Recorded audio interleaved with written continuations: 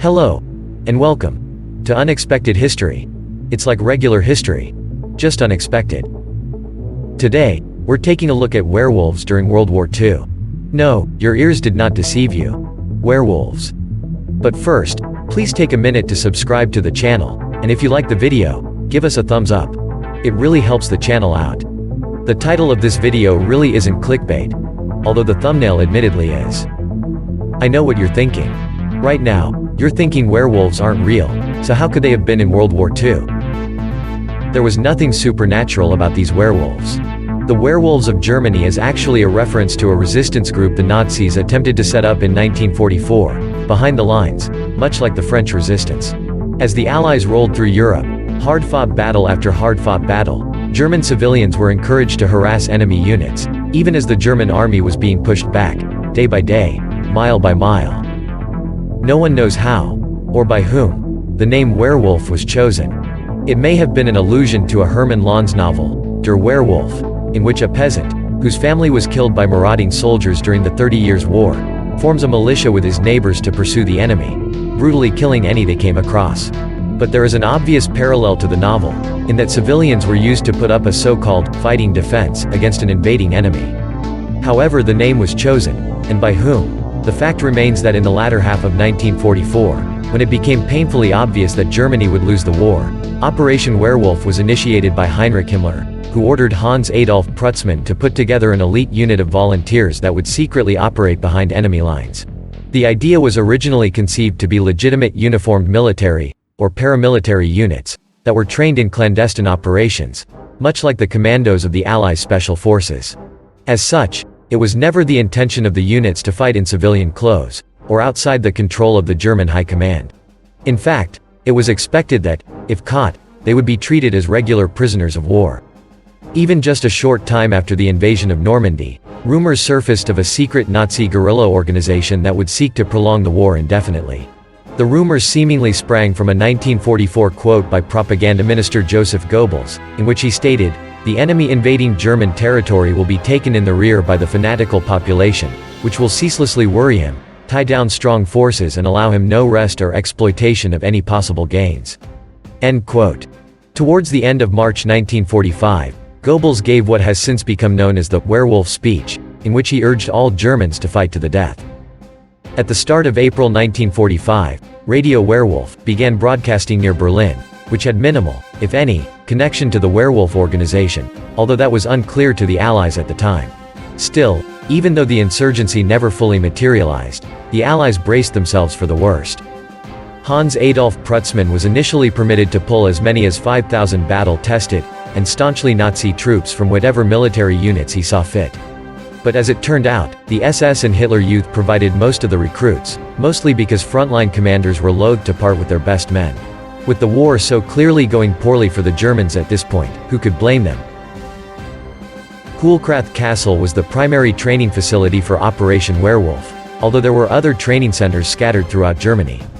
During the early part of 1945, Hohlkrath was training about 200 recruits, mostly Hitler Youth. Training consisted of learning how to build explosive devices from everyday items, such as pencils and soup cans, as well as tactical training in sniping, arson, sabotage, and assassinations. Werewolf units even set up front companies in occupied Germany, although they were all found and shut down within a matter of just a few months. Truth be told, Operation Werewolf was an abysmal failure. There were overestimations on the part of Nazi leadership regarding the German people's willingness to continue the fight in the face of overwhelming defeat, but the failure was mostly due to Prutzmann's leadership, which was described by his contemporaries as ineffectual, at best, and incompetent, at worst. They just never had the numbers, or equipment, to mount any serious operations. That being said, there was at least one notable success for Operation Werewolf operatives, although given history's hindsight, it probably wasn't the success the werewolves may have believed it to be. On Palm Sunday, 1945, just a little more than a month before Germany's total surrender, a shot rang out in Aachen. The victim of that single gunshot was Franz Oppenhoff, Aachen's Lord Mayor.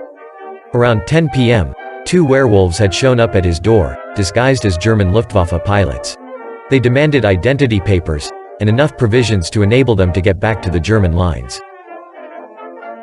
Aachen had been captured by the Allies on October 21, 1944. 10 days later, Oppenhoff was made mayor, making his administration the first civilian government installed by the Allies in Germany.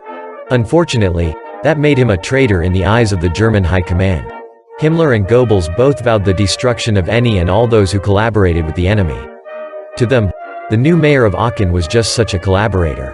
With that vow in mind, the plot to assassinate Oppenhoff was hatched. The assassination plot was personally ordered by Himmler, and planned by Prutzmann. Dubbed Operation Carnival, it involved 6 werewolves who eventually wound up near Aachen, with 2 of the wolves appearing on Oppenhoff's doorstep late on Palm Sunday night. After making their demands for IDs and provisions, one wolf cried, "Heil Hitler," and shot Oppenhoff in the head. He had been in office for around 5 months. Hailed as a victory of the werewolves by their leaders, Oppenhoff's assassination is viewed by some today, 76 years later, as if he was some kind of martyr to the cause of democracy. In fact, Oppenhoff, while not a Nazi, was quite the authoritarian. Much of his administration was staffed by former Nazis and Nazi sympathizers, most of whom, according to a U.S. Army investigation at the time, were brought on by Oppenhoff himself, leading the army to expel them from the city's government. Oppenhoff was perilously close to meeting the same fate had it not been for the assassination. Although there were some other possible werewolf attacks, including several more assassinations of town mayors, leading up to war's end, none have been verified with any real certainty.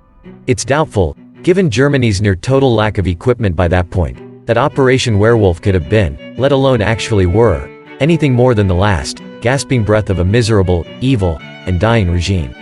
The werewolves have been relegated to next to nothing, a mere footnote in the timeline of the most destructive event in human history, and deservedly so. Thanks for watching. If you liked the video, give us a thumbs up, and subscribe to the channel. If you're in a position to help support what we do, please consider visiting our Patreon page for monthly subscription offers. If a subscription isn't your thing, you can make a one-time donation through our Buy Me a Coffee page for as little as $3. Or you can buy some of our merch. All links will be in the description below. Again, thank you for watching, and we'll see you in the next one.